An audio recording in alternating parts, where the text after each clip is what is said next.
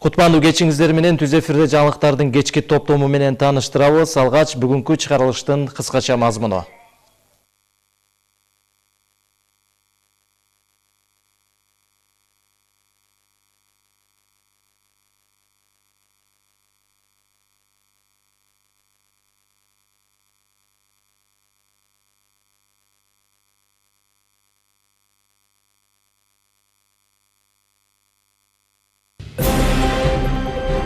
Коррупция менен күрөшүүдөн түшкөн каражатка Чүй облусундагы жана Бишкек Ош шаарларындагы 15 мектепке кошумча корпус курулат.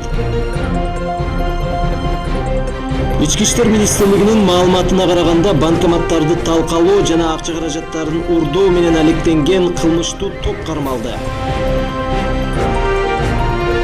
Стратегиялык жактан маанилүү түндүк-түштүк айланма жолунун курулушу кызуу уланууда. Учурда Суу-Самыр Талас-Тараз жолунун 3-фазасы аяктап калды. Түрк тилдүү мамлекеттерден келген расмий коноктор менен өнөрпоздор Карагулжа районунда чыгармачыл сапарга чыгышты.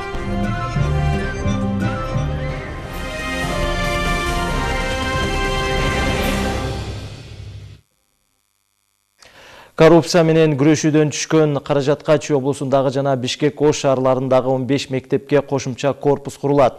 Буга чейин аталган билим уяларга окуучулар батпай калганы боюнча кайрылуулар болгон. Президент Сооронбай Жээнбеков буга чейин ал мектептерди кыдырып, кандай абалда экенин көрүп чыккан. Анда мамлекет башчы жемкорлуктан чогулган акча жаңы билим уяларды же кошумча имараттарды тургузууга багытталарын билдирген болчу. Азыр ошол курулуштар башталды. Теманы кабарчыбыз Айпери Самат кызы улантат. Бул Соклук районундагы Орок орто мектеби. Билим уя башка имараттарда эскилиги жете элек, көйгөй андагы орундун аздыгы. 320 окуучуга ылайыкталганы менен азыр 1910 бала билим алууда. 1989 жылы салынган. Бул деген 320 кишилик болчу. Селекция айылында бизде болгон 3 эле көчө бар болчу ал кезде. Анан ошол кичинекей эле мектеп 90-жылдарда развал союза болуп атып туруп, араң чала бала бүтүрүп туруп берип койгон мектеп болчу. Анан кийин бияка деген Ак өргө түштү, Арча бешик түштү, Ак ордо түштү. Анан өзүбүздүн дагы жети жаңы новостройкалар пайда болуп калып туруп, азыр балдар 1910 бала окуйт. Бүгүнкү күндө Орок айыл аймагында жашаган калктын саны 11 миңге чейин жетет. Аталган мектепке селекционный айылынан 360 ага жанаша жайгашкан 11 жаңы конуштан 150-300гө чейин балага келип билим алып жаткан убак. Ички иммиграциянын көптүгүнөн бир класста эле 40тын тегерегинде бала окуйт. Бул мектепке бул окуу жылынын экинчи чейрегинде келдим. Ага чейин Аксы районунун Эрматов мектебинен окуп келгем. Бул жерде болсо окуучулар көп экен агай, бир класста 30тан, 33төн ар кандай окуучулар болот экен.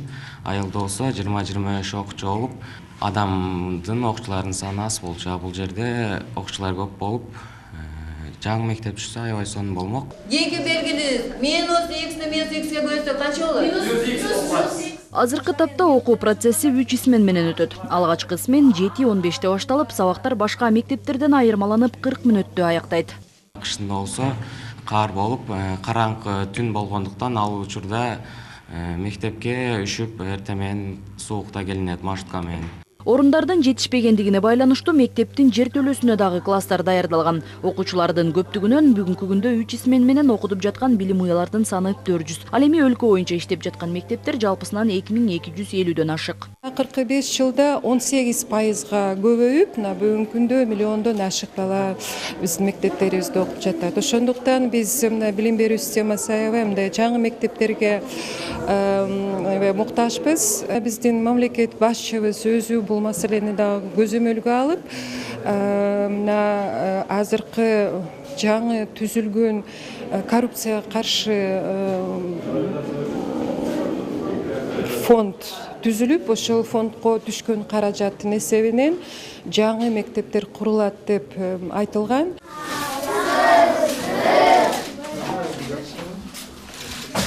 Президент Сооронбай Жээнбеков бүгүн дал ушул Орок орто мектебине барып, кандай абалда экенин көрүп чыкты. Мамлекет башчы буга чейин дагы окуучулар ашыкча толуп батпай калган мектептерди кыдырган. Анда коррупция менен күрөшүүдөн түшкөн каражат жаңы билим уяларын же корпустарды салууга жумшаларын айткан болчу. Мектептин имаратын, жаңы окуу корпустарын салуу үчүн бөлүнгөн жерди көргөн президент анын долбоору менен таанышып, курулушту батыраак баштоо керектигин белгиледи. Ички миграциянын эсебинен келип атты. Айрыкча чүйдө.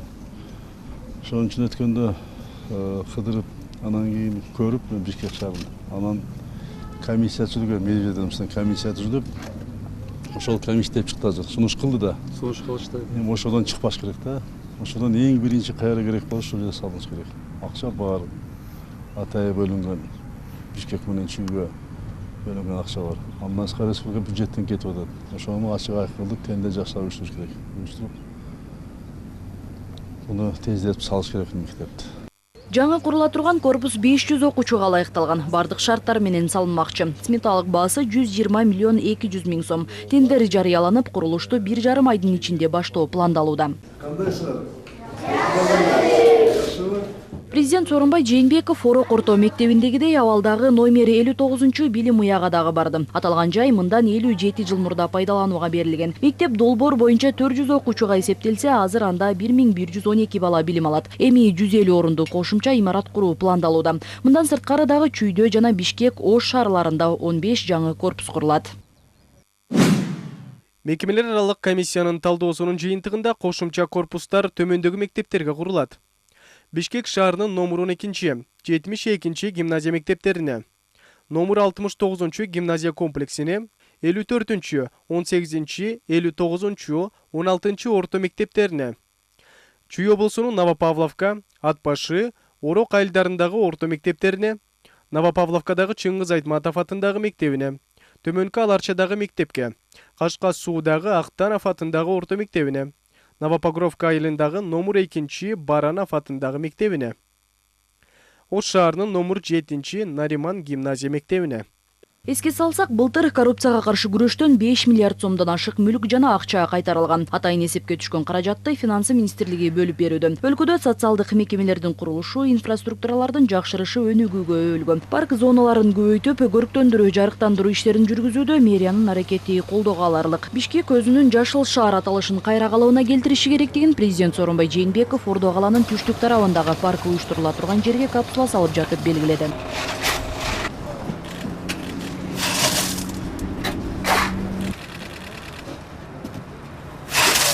Мамлекет башчы борбордун башкы байлыгы таза аба жана жакшы экология болушу керектигин айтты. Жаңы парктарды салуу шаарды жашылдандыруу жана экология жарандардын жашоосу үчүн баарынан маанилүү. Паркта өнүккөн инфраструктура жана ар тараптуу, анын ичинде активдүү дагы эс алуу үчүн зарыл шарттар түзүлүшү керек. Ордо калада дагы бир сейил бак пайда болот. Бишкек башкы архитектура муниципалдык ишканасы Кемаль Ататүрк сейил багынын түштүк бөлүгүн жашылдандыруу долбоорун иштеп чыкты. Ага ылайык Масалиев, Токтоналиев көчөлөрүнүн чегинде жайгашкан 10 гектар жер эс алуучуларга ыңгайлаштырылат. Анын алкагында жөө жүргүнчүлөргө, чуркагандарга вело жолдорду жана 160 унааны токтотконго жер каралган. Ошондой эле долбоордун алкагында ар түрдүү бактарды отургузуу дагы планда бар.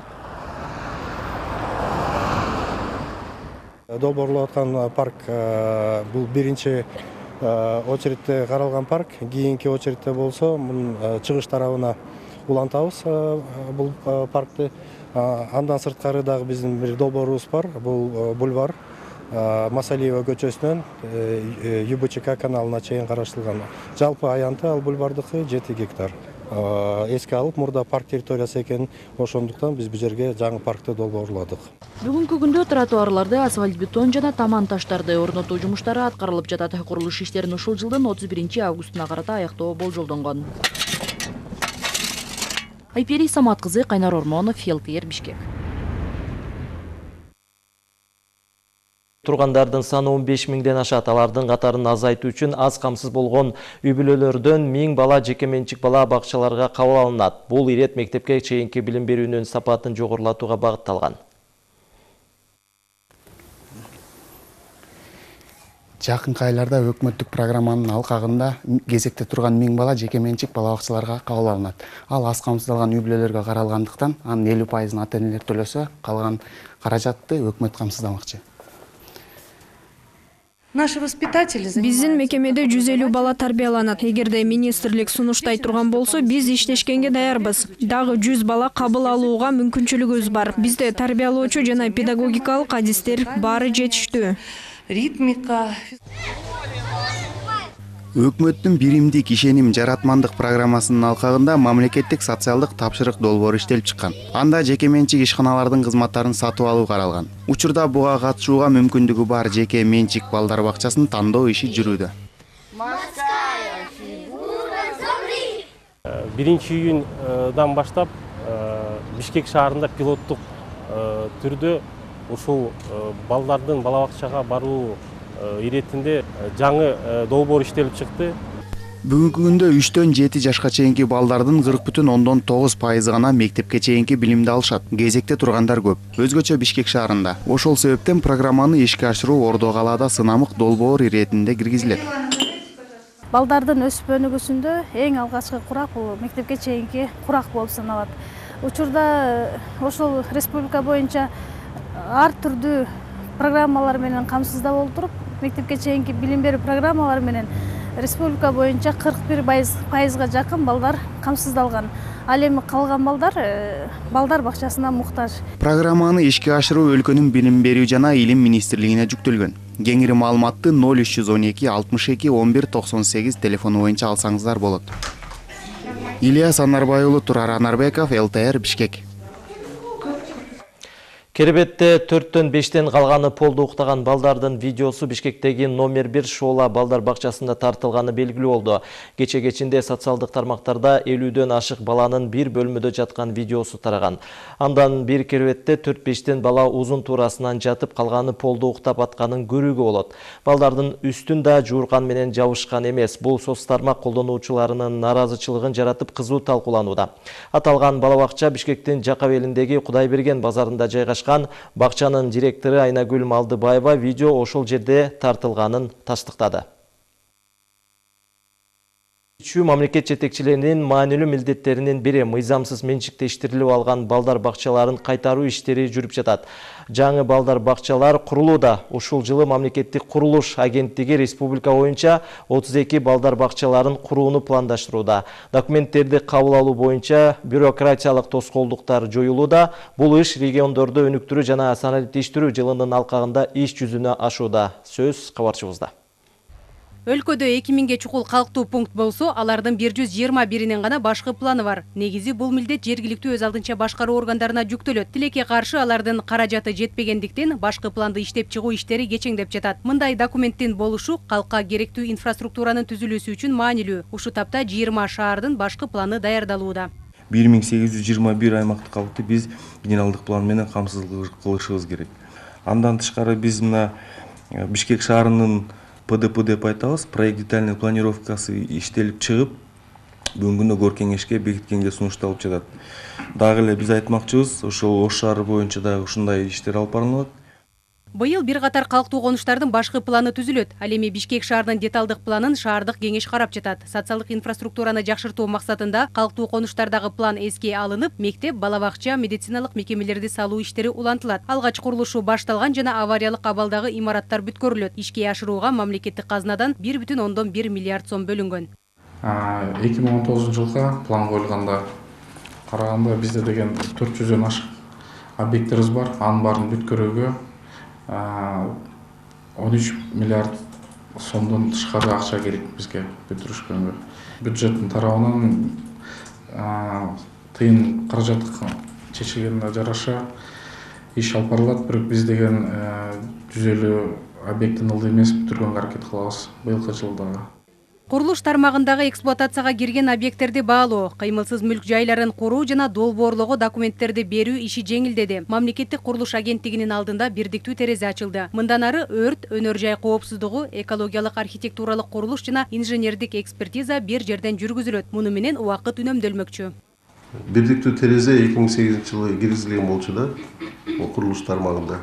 Андан бери көп жыл убакыт өткөнгө байланыштуу бул жаңы форматка өтүш керек болуп калды. Себеби ар кандай экспертиза ар түрлүү мекемелерде өтчү. Биздин Кыргызстан законуна ылайыктуу. Ошону курулуш тармагындагы субъекттерге жеңилдик алып келиш үчүн Биз ошону бардык эксперттерди бир жерге топтоп, ошол корутууларды бир жерден бере баштадык. Бирдиктүү терезе кардарлар үчүн ыңгайлуулук жаратат. Кызматкерлер менен жең ичинен сүйлөшүү, коррупциялык көрүнүштөргө бөгөт коюлат. Ошондой эле мамлекеттик органдарга жарандардын ишенимин арттырат. Аракет аймактарды өнүктүрүү жана санариптештирүү жылынын алкагында ишке ашты. Документтерди электрондук түрдө кабыл алуу да сынамык иретинде жүргүзүлүүдө. Алдыда республиканын башка аймактарына да жайылтылмакчы. Жазгүл Сейдахматова, Рыскелди Көкүлбеков, ЛТР, Бишкек.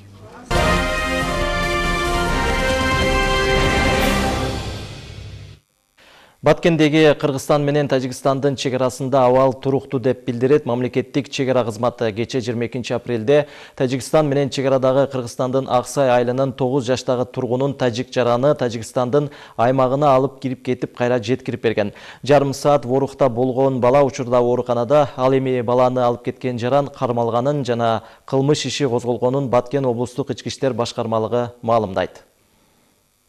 Баткен шаарында ооруканада жаткан 9 жаштагы баланын апасы Айперинин айтымында бала тажик жарандарынын колунда болуп чыккандан кийин каттуу коркуп калган. Балам мектептен келип саат 6-ларда чыгып кетти дейди. Алар барып Кыргыздын эле границасында ойноп турган болгон. Кумда элечи. Кумда ойноп турса ал тажиктер келип алып кетиптир. Апар машинасына барып салып машинасын айнеги жаракка кеткен экен. Ушуну силер сындыргансыңар, силер төлөйсүңөр деп. Дарыгерлердин айтымында тажик жараны кармап кетип, кийин кое берилген бала 22-синен 23 апрелге караган түнү ооруканага жеткирилип, алгаш жандандыруу бөлүмүнө жаткырылып, кийин балдар бөлүмүнө жылдырылган. Балда абалы жакшы, бүгүнкү күндө балага эч кандай кооптуу абал жок, бирок диагнозун остро реакция стресс деп коюп, бүгүн азыр балдар бөлүмүнө которуп атабыз, реанимация бөлүмүнөнчү. Азыркы убакта баланын психиатр, невропатолог дарыгерлери бала менен иш жүргүзүп атат. Азыркы убакта эч кандай бир кооптуу абал жок. Учурда чегарадагы абал тынч. Ал эми баланы кармап кеткен тажик жараны Тажикстандын милициясы тарабынан кармалып, тергөө амалдары жүрүп жатат. Эми окуя боюнча эки тараптуу биргелешкен тергөө тобу ишти алып барышат. Кесиптештер менен сүйлөшүп көрдүк. Ал киши кече күнү ушу камакка алынып, алар өздөрүнүн тергөө амалдары жүрүп жатат. Биздики болсо тоже биздин маалыматтар журналына катталып, азыркы мезгилде териштирүү иштерин биз да жүргүзүп жатабыз. Биздин бир совместный оперативный следственный группабыз бар, ошолор тактап, ошолор чечим чыгарат деп ойлойм. Азыр аймакта абал туруктуу. Эки тараптын милиция кызматкерлеринин биргелешкен патрулдук тобу аймакта абалды көзөмөлдөп турат. Улан Маккамбаев, Абдырашид Саттаров, ЛТР, Баткен району. Жогорку соттун соттук коллегиясы Жаңыл Мамбеталиеванын төрагалыгы астында Өмүрбек Текебаев менен Дүйшүн Кулчотоновдун жаздык иши каралууда.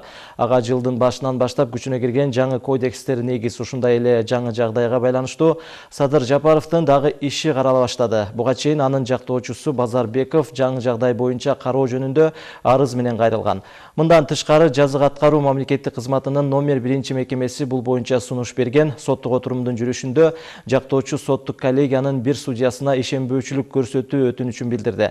Сот өтүнүчтү канааттандырып, ишти кароону 30 апрелге саат 16-га жылдырды. Ал эми Өмүрбек Текебаев менен Дүйшөн Кулчотоновго карата жазык ишти жаңы жагдайда кароо сунушун жактоочулары менен жазык аткаруу мамлекеттик кызматынын номер 47 мекемеси берген. Прокурор иш менен толук таанышып алууну өтүнгөндүктөн ишти кароо 3 майга жылдырылды. Белгилей кетсек, Текебаев менен Чотонов 1 май райондук сотунун чечими менен 2017 жылдын 16 августунда 303 берененин 1 бөлүгү боюнча күнөөлөнүп 8 жылга эркинен ажыратылган. Ал эми Садыр Жапаров Бишкек шаарынын 1 май райондук сотунун 2017 жылдын 2 августундагы өкүмү менен кылмыш жаза кодексинин 227 беренесинин 2 бөлүмү боюнча 11 жыл 6 айга кесилген. Ал эми 2017 жылдын 15 сентябрындагы Бишкек шаардык сотунун өкүмү менен 1 май райондук сотунун өкүмү өзгөртүүсүз калтырылган болчу. Ошондой эле 2018 жылдын 13 июнундагы жогорку соттун токтому менен 1 жана 2 инстанциядагы соттордун өкүмдөрү күчүндө калтырылган. Соттук отурум өтүп жаткан учурда эски аянтта Жапаров, Текебаев жана Чотоновдордун тарапташтары тынчтык митингин өткөрүшүп, актоо жана бошотуу талабын коюшту. Ички иштер министрлигинин маалыматына караганда банкоматтарды талкалоо жана акча каражаттарын урдоо менен алектенген кылмыштуу топ кармалды. Билдирүүгө караганда банкоматтан ири өлчөмдө акча урдоо фактысы дээрлик бардык облустарда катталган. Болжолдуу маалымат боюнча келтирилген чыгымдын жалпы суммасы 9 миллион сомдон ашат. Кылмыштуу топтордун курамында мурда соттолгондор болгон. Аларда кылмыштуу ойлорун ишке ашырыш үчүн колдонулган куралдар жана жабдыктар болгон. Иликтөө иштеринин натыйжасында кылмышка тиешеси бар деп 30 жана 34 жаштагы эки жаран кармалды. Бирөөсүнүн машинесинен 990 миң сом курал табылды. Экөө тең мурда уурулук беренеси менен соттолгон. Азыркы учурда кылмышка катышы бар башка шериктери да аныкталып, алардын жүргөн жерин аныктоо максатында ыкчам иликтөө иштери жүргүзүлүүдө. Бардыгы болуп, бул кылмыштуу топ 9 миллионга жакын акча каражатын урдаганга жетишиптир. 4 банкка карыштуу 6 банкоматка кол салуу болгон. Бул топтун мүчөлөрү тарабынан ошол айтып кеткем 9 миллионга жакын акча каражаты урдалган. Азыркы кезде бул жерден тергөө кызматтары жүргүзүлүп жатат. 32 миң сом пара талап кылып жаткан учурунда курчап турган чөйрөнү коргоо жана Токой чарба мамлекеттик агенттигинин Баткен Токой чарбасынын башчысы кармалды. УКМКнын коррупцияга каршы кызматы жүргүзгөн ыкчам тергөө иштеринин жүрүшүндө ал өзүнүн кызматкерлеринен аталган акчаны аудит жүргүзүү ишканасынын өкүлүнө берүү үчүн талап кылгандыгы аныкталды. Сотко чейинки өндүрүш кылмыш жаза кодексинин 326-беренесинин 1-бөлүмү боюнча кылмыштардын жана жоруктардын бирдиктүү реестрине катталды. Ошондой эле текшерүү иштеринин жүрүшүндө Баткен Токой чарбасынын финансы чарбалык иштерде мыйзам бузуулар болгондугу аныкталды. Белгилей кетсек, 2017-2018 жылдары өткөрүлгөн мамлекеттик сатып алууларда документтер жасалып, 14.700 ийне жалбырактуу дарактардын көчөттөрү мыйзамсыз сатылган. Ошондой эле Токой жайыттарын ижарага берүүдө түшкөн акча каражаттарын өзүнө ыйгарып алган фактылары табылды. Азыркы учурда кармалган адамга үй камагына алуу боюнча баш коргоо чарасы каралды. Тергөө жүрүп жатат.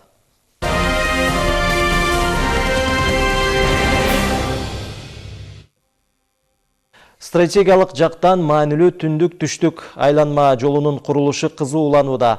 Учурда Суу-Самыр Талас-Тараз жолунун 3-фазасы аяктап калды. 4-фазанын алкагында бул жол коңшу Казакстандын чекарасына чейин салуу пландалган. Алдыда Исфана Карча жолу пайдаланууга берилгени турат. Ал эми Маданият Жалал-Абад жолунун курулушу жүрүүдө. Кабарчыбыз Салабат Эркетаева өлкөдөгү жол курулуштарынын иштери тууралуу кенен айтып берет.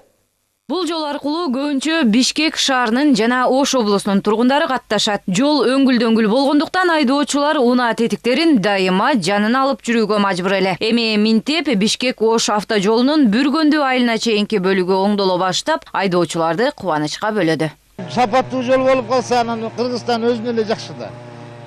Биздин балдарыбыз, неберелерибиз, биз өткөндөн кийин неберелерибиз жүрө турган жол чоң атам курган экен деп эстеп жүрөт, айтып жүрөт дегендей эле ушул. Бишкек жана Ош шаарынан Бүргөндүгө чейинки 67 чакырым жол салынып жатат. Ишти Азберт ишканасы аткарып, ушу тапта Нокен районунда атайын толук базасы түзүлдү.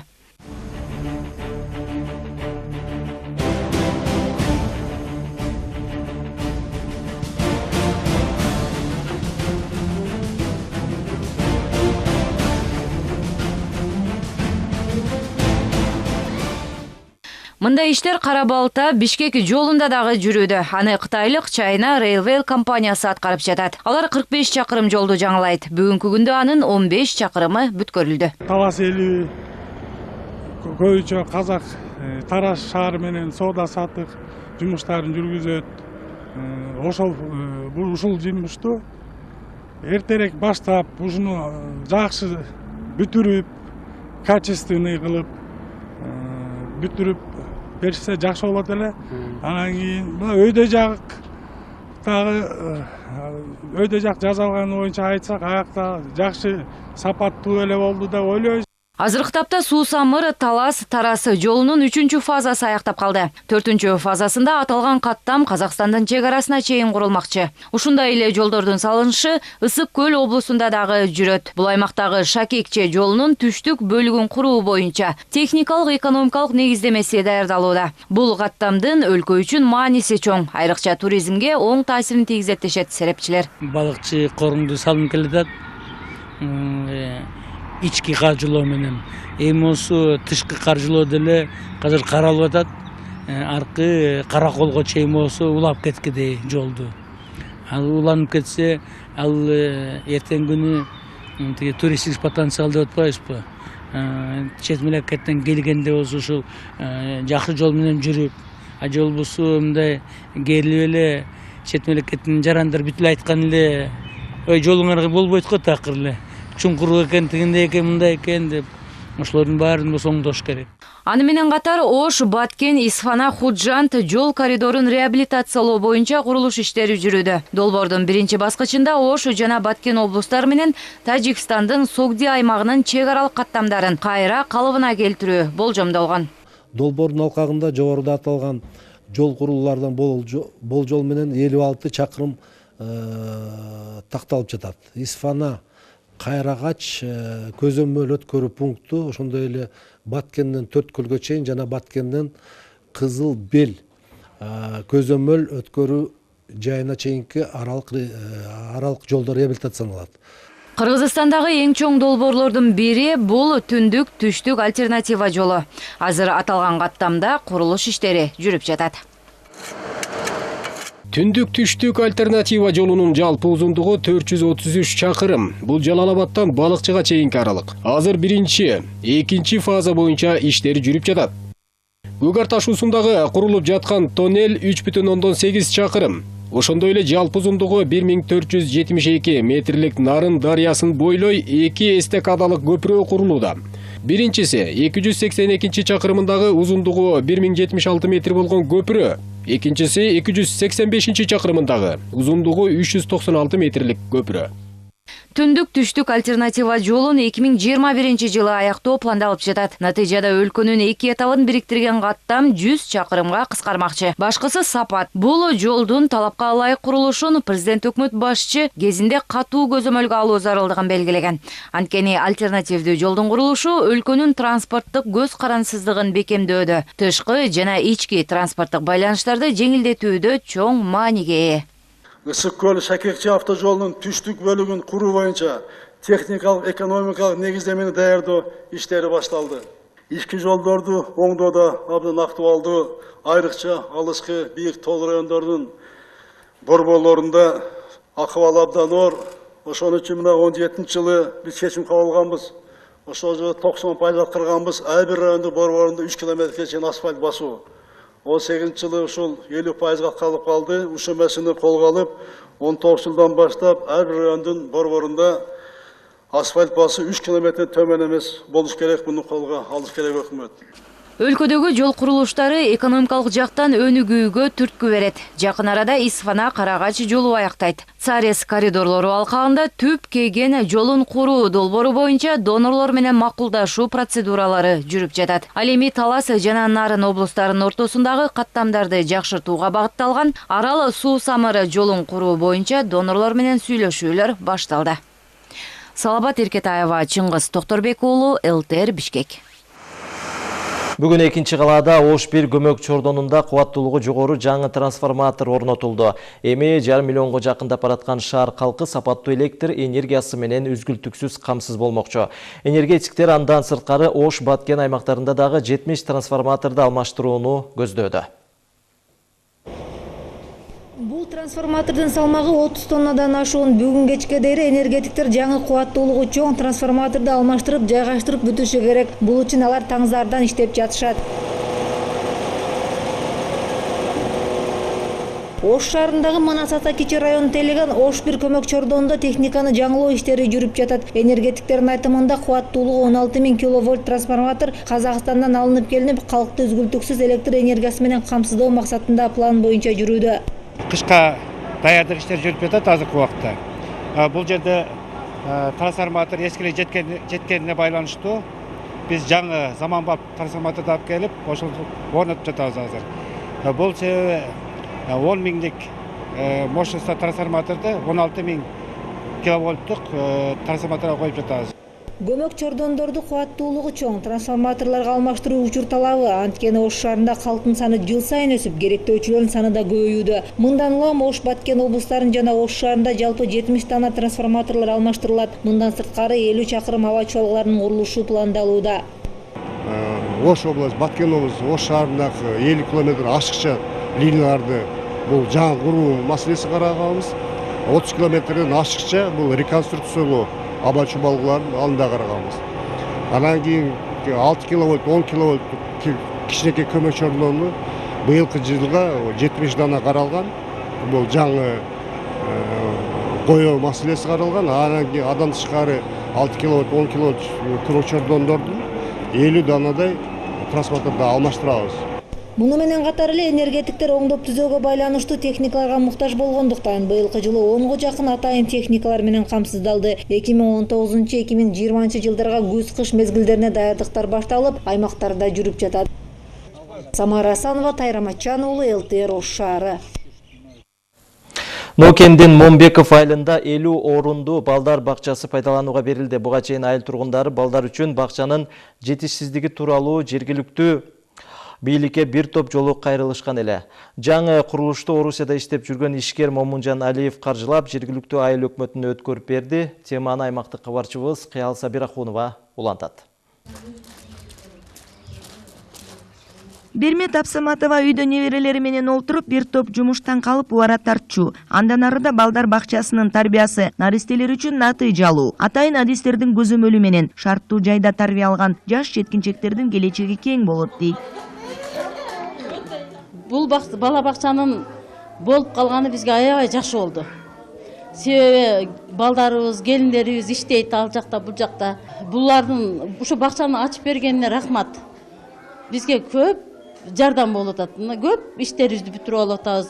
Момбеков айылында 1500 кожолук бар. Жергиликтүү бала бакча 100 орундуу гана болуучу. Аны кеңейтүү максатында жеке ишкер Момунжан Алиев 6 миллион сом каражат жумшап курулушту баштаган. Бүгүнкү күндө 60 балабыз кошумчадагы орундуктар менен камсыз болушту.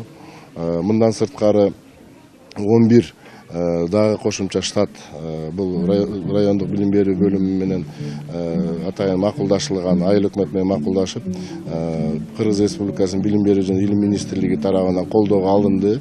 Момунжан Алиев 15 жылдан бери Москвада үй бүлөсү менен эмгектенет. Медициналык атайын клиникада дарыгер, жеке ишкер, өз элине жардам берүүнү ниет кылып жүргөн. Мындан 2 жыл мурда айылына келип, жергиликтүү айыл өкмөтү менен баарлашып, бакча куруп берүүнү убадалаган. Бүгүн курулуш иши бүткөрүлүп, пайдаланууга берилди. Мындан ары элге көмөктөшүп, көйгөйлөрүн чечүүгө жардамымды аябайм дейт ишкер.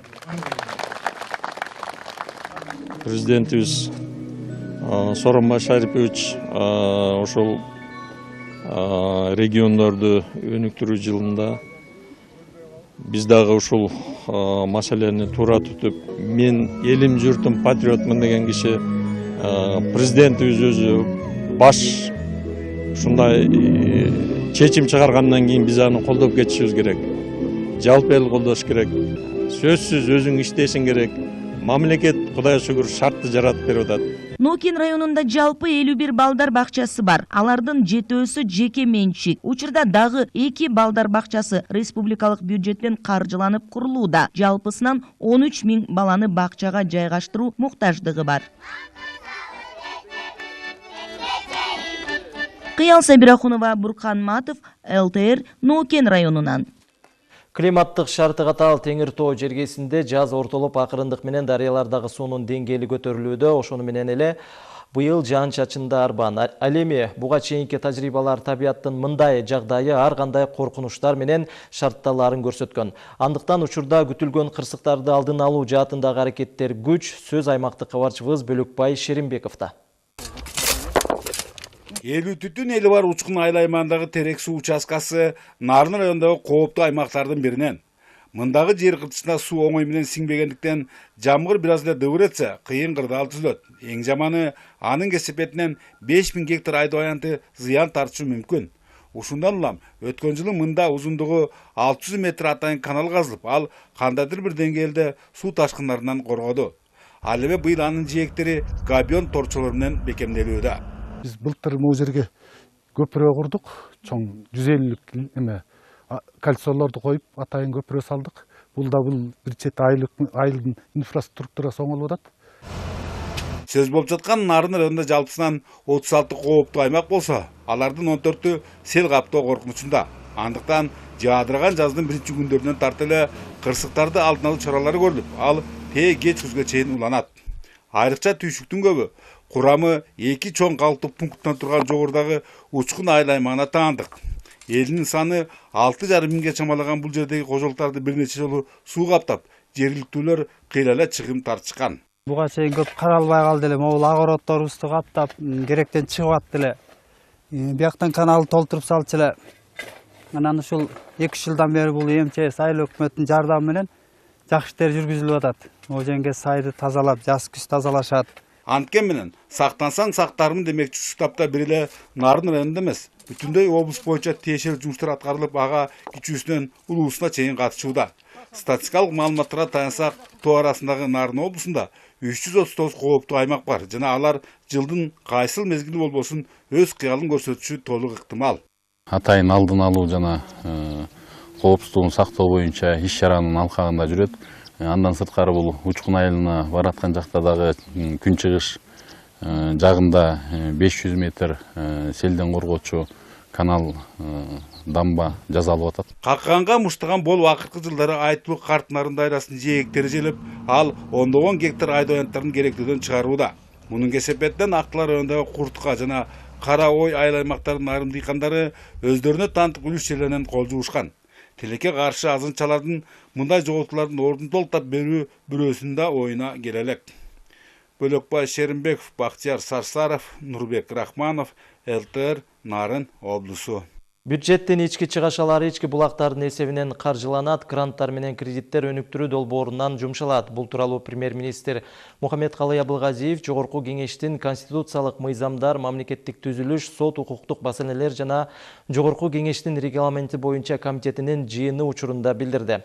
Өкмөт башчы өкмөттүн 2018 жылдагы ишинин жыйынтыктары тууралуу отчеттун урунттуу учурларына токтолду. Биринчиси кабыл алынган 2019 жылга республикалык бюджети жана 2020-21 жылдарга болжолуу жөнүндө мыйзамда бюджеттин ички чыгашалары ички булактардын эсебинен каржылоо, гранттар менен кредиттер өнүктүрүү долбооруна жумшоо каралган. Тартыштыкты азайтуу боюнча тенденция улантылат, деди Мухаммедкалый Абылгазиев. Анын айтымында экинчи маанилүү учур коопсуз шаар долбоорун ишке ашыруу болуп саналат. Бул долбоор 2012 жылдан бери коомдун сынына кабылган эң ийгиликсиз долбоорлордун бири болгон. Бүгүн бул долбоор ишке ашырылды. Бүгүн жол кырсыктарынан жабыркагандардын саны 44%дан ашуунга кыскарды. Жолдо жүрүү эрежелерин бузгандар 37%дан ашык кыскарды. Алдыда өлкө аймактарындагы кийинки баскычтарын ишке ашыруу милдети турат деп жыйынтыктады өкмөт башчы.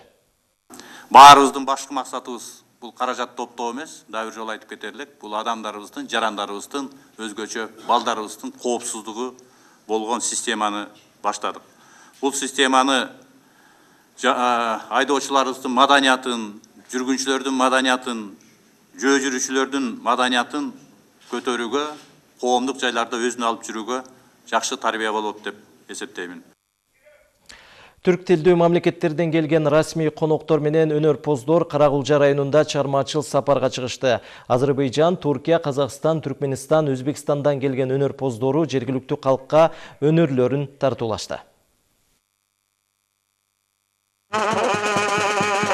Каракулжа аймагынын кире беришинен тизилген 40 чоро, манас айткан уландар, ак элечек кийип тизилген апалар шаңдуу конокторду жылуу тосуп алышты.